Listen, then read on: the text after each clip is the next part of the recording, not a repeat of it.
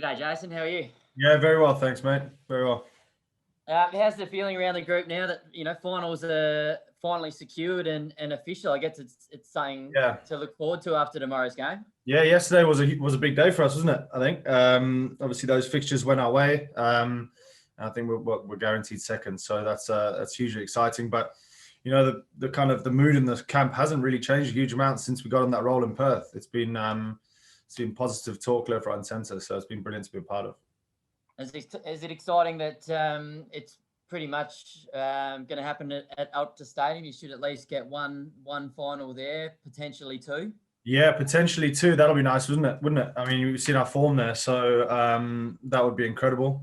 Incredible for the crowd there. But to at least get one there is a great feeling. It's going to mean some nasty travelling, but I think the boys will be able to deal with that.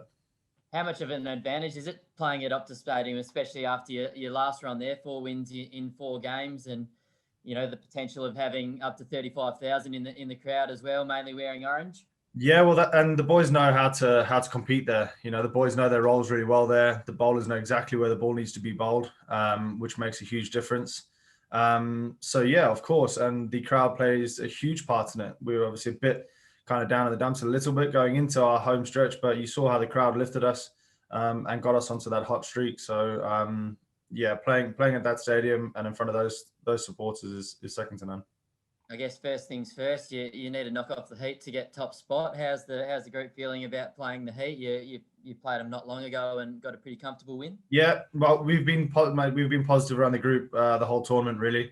Like I touched on earlier, just positive talk about our batting, our bowling, our fielding, and just making sure that everything in our camp is in order. And then the performances will look after themselves. How have you enjoyed your first season in Orange, and what are the chances of us seeing you again next summer? Well, I'd love that, yeah. If that opportunity comes knocking, I've absolutely loved it. The guys have got around me really nicely, looked after me, so I felt right at home. All right, perfect. Thanks, Jason. No problem. Thanks, George. Josh, over to you. Thanks, Pat. G'day, Jason. A couple of weeks ago, I know you mentioned the loss that broke up that winning streak and how it sort of, I guess, gave you guys a bit of a kick up the backside, for want of a little term. Do you feel like you've got that momentum again now heading into finals, and how much do you think that helped to sort of get you guys back on track? Yeah, I mean, no one wants to lose. However, losing in that situation, it probably did give us a bit of a kick we needed. And you've seen in our next few performances how we've righted those wrongs. So now it's got to the stage where it's every single game is do or die. So we can't afford to rest on our laurels, and we've got to make sure we go out there every single game and put everything on the line.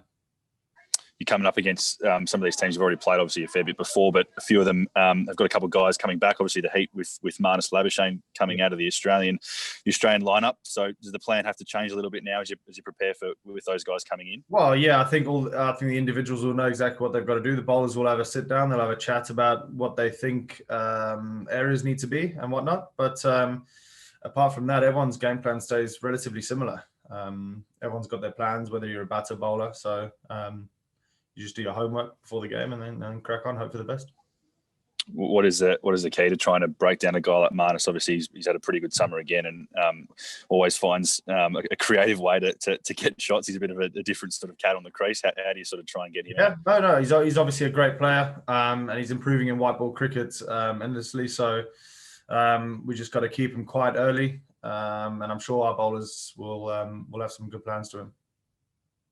Just on your form, obviously, Geordie touched on the getting back home. You had a couple of really nice knocks at Optus Stadium, and coming off the back of the last game too.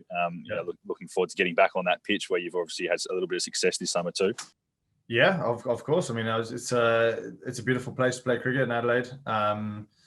So, like I said as well, mate, all these games now are do or die. So every single game, looking to get a score and contribute to a big win. Man, it's not one of those tournaments where you can kind of relax towards the end or whatever. Everyone's fighting for positions now.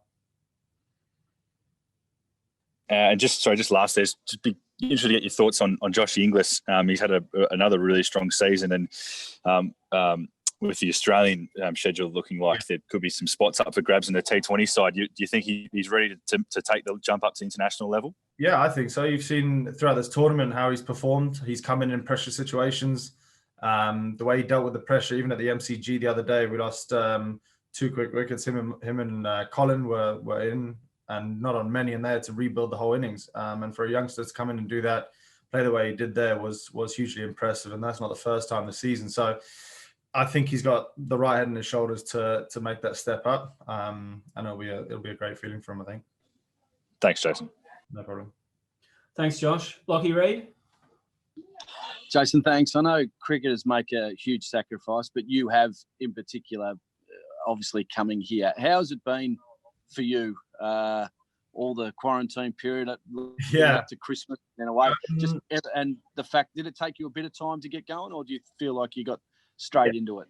No, it did. It took me a bit of time to find a little bit of rhythm. Obviously 14 days stuck in a room with a lot of your thoughts and trying to remind yourself that you can still play cricket was quite a hard thing to kind of overcome. Quite a few net sessions where I didn't have much rhythm, a couple of the first games or whatever. But yeah, no, it's been extremely tough. It's been a long time away from home, but at the end of the day, it's my job, and kind of just got to knuckle down and get on with it, really. How do you and your family deal with it, or how have you over the last couple of weeks in particular? FaceTime. That's it, mate. Literally spend most days, well, every single day on FaceTime with the little one and the wife. So you get a little bit of home comfort, but it's snowing back home and it's lockdown. So I think I could do with staying here for a couple more weeks. That's nice. Can I just ask you too, sorry, off the topic of Scorchers, and there's a lot of talk about the South African tour and etc. for Australia. Yeah. Your just thoughts on whether it should be going ahead, etc.?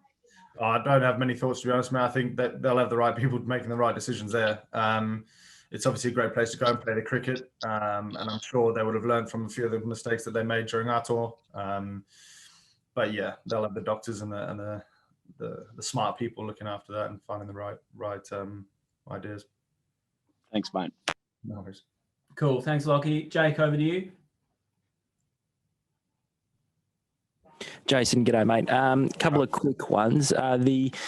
Looks like from the start of the season compared to now, it looks like you guys don't feel like you're ever out of the game. Has that been sort of a focus for you guys? I saw it particularly in the Hobart game where you 5 for 100 odd, and then Jai and Josh to come in and do what they did to get you into a position to, take the win. Has that been a focus in the sort of second half of the season? Yeah, I think so. And you've even seen some of the games we played at Optus, we were probably 65, 70 off the first 10 and kind of not going as well as we would, and we still end up on 180. So there's always that kind of mentality that we will find a way. I feel like that's something that's kind of crept into our squad quite nicely and quite naturally, really. It's not something we've spoken about. I think it's just something that the boys are comfortable with now. Everyone knows their roles, and it's just this kind of confidence that we will find a way of winning a game, which is a very nice feeling.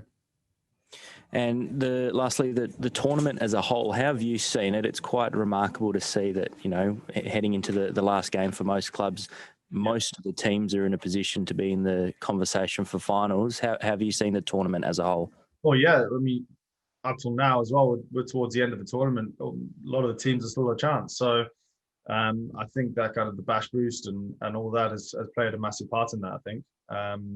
It's been a great competition, as it always is. It's been different. The pitches have been a little bit different to what we've been used to. Coming over to Australia, you expect pitches like we saw against Thunder, where Halesy got that 100 and stuff like that. But playing home games away from home, if you know what I mean, so playing camera or whatever, it has had a bit of a different feel, kind of not having a stretch at home and then a stretch at different grounds around the country.